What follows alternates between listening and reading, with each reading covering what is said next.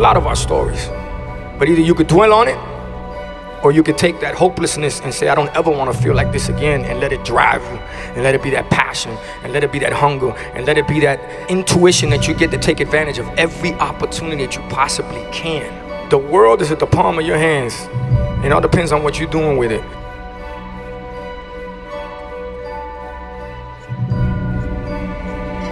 For me, I try to just lead by example.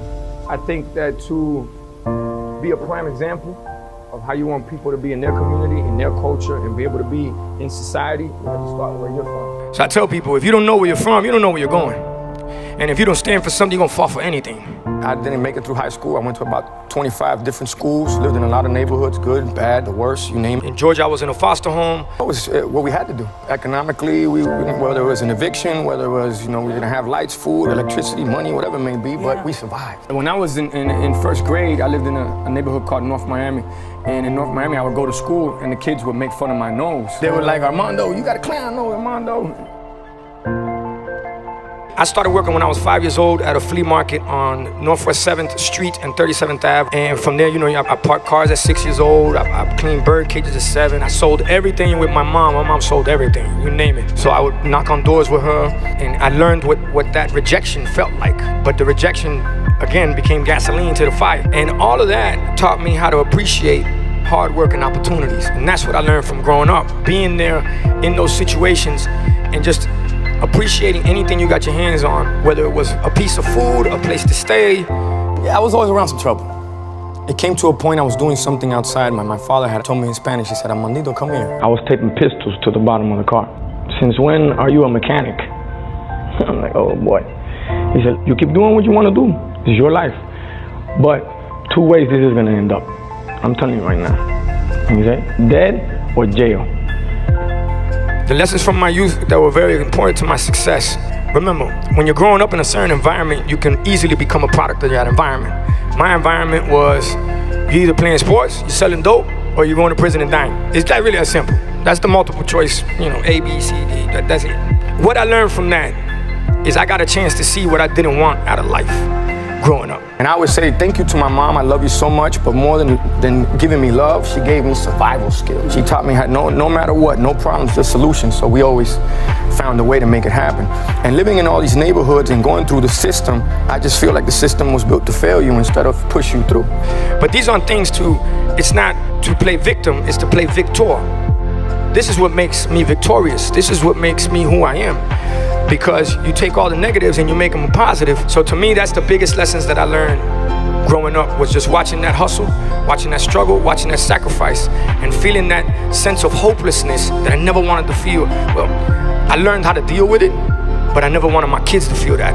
I never wanted the ones that I love to feel that. And I made a decision when I was about 6 years old. So my decision was, you know what I want out of life? I want security, stability, and protection. Because the environment that I was living in, it was just unpredictable. At any given time, anything could happen. Miss Martinez was the one that told me, the biggest risk you take is not taking one. If it wasn't for her, I'd be dead or I'd be in prison. And I always thought about that. And it stays in my mind. So anytime I feel a little iffy about something, I just think about her. Take that risk, man. Take that challenge. It was so special to have somebody really say, hey, all I want from you is when you win an award one day, just mention my name and say thank you, because I believe in you. One of my best friends was Dominican. His name is Junior. And one day we were on our way, we're in the neighborhood. In the neighborhood, they used to fight dogs. It is what it is. It's a part of the culture. And we were on our way to a pit fight. Junior turns to me, he's like, that's your name. Your name's Pitbull. Got a little ring to it, I like that. Pitbull, Pit, yeah. And then as I did my research on pit bulls, they're stereotype dogs, as people feel that they're very aggressive, but they're not. They're a part of their environment. If they're in an aggressive environment, they become aggressive dogs. And I saw a fight in a pit. When it bites, it locks, it doesn't let go. It fights to the death for what it believes in. So you apply that to the game, you apply that to my life, you apply it to everything that we've got going on. That's basically what it's become. And for life, I feel that it's always a fight. I don't understand the word lose. I don't understand the word can't. I don't understand the word fail. I understand the word learn. When you work so hard to get to a certain level, you Google Pitbull right now, I come up before the dog. I always say it's the truth. I'm the only legal Pitbull in Dade County because they're all illegal in Dade County. And what I stand for is, I stand for the world. But anywhere I go in the world, I represent 305 Dade County, Miami to the fullest. If it wasn't for the city, I wouldn't be who I am. And that's what this pit fight for. I love the hustle, love the grind, love the fight. Why does it rejuvenate me? Because when you love it, they say when you do what you love, you'll never work a day in your life. And to me, I love that. I don't like things handed to me. I like to earn it. If you earn your keep, it's fair for you to fight for it.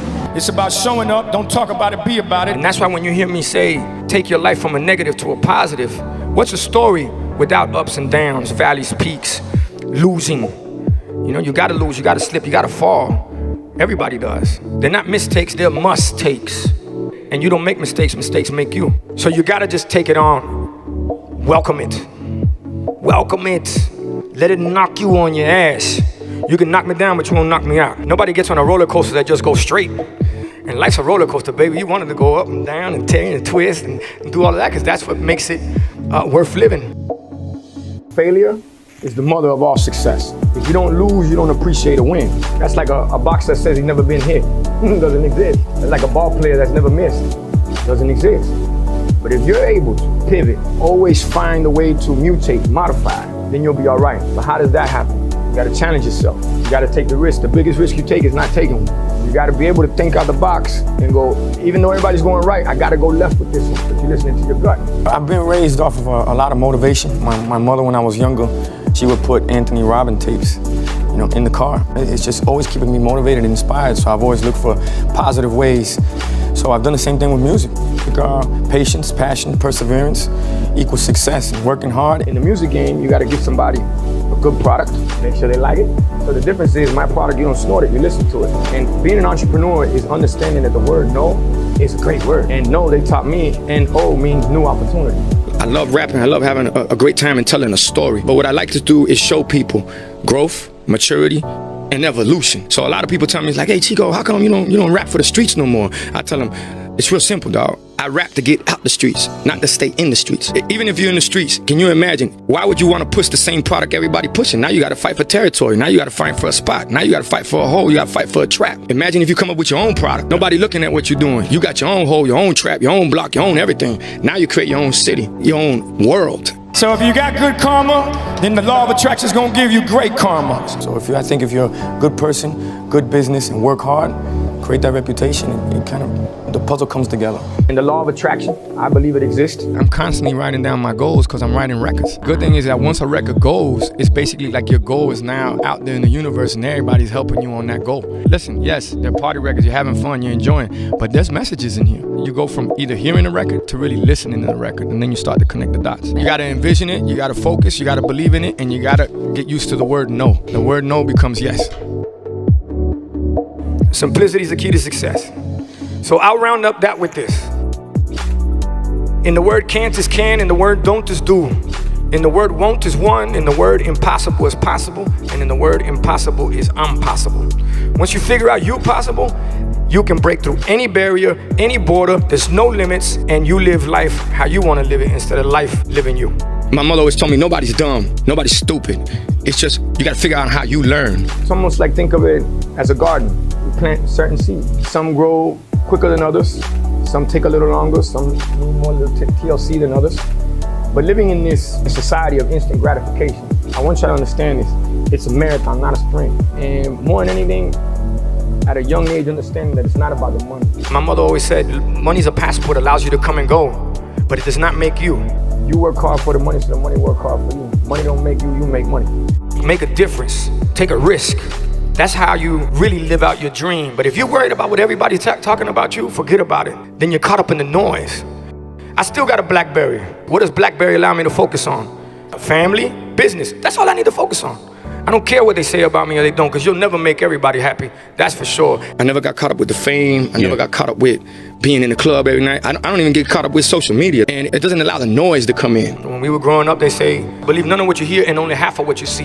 Now it's believe none of what you hear and none of what you see. So my biggest advice to you guys, don't get caught up with the hype, because everybody now They try to act like they're living a life that they're not. They try to be somebody that they're not. And I'm telling you because I deal with it. It's a part of my industry, a part of my business. But it messes with me when it influences people that are trying to create something in their life. So don't get caught up with that. And that's why I would dislike for you guys to lose your life and time just staring at a screen all day, worrying about what other people worrying about. I'm telling you, again, life do like this.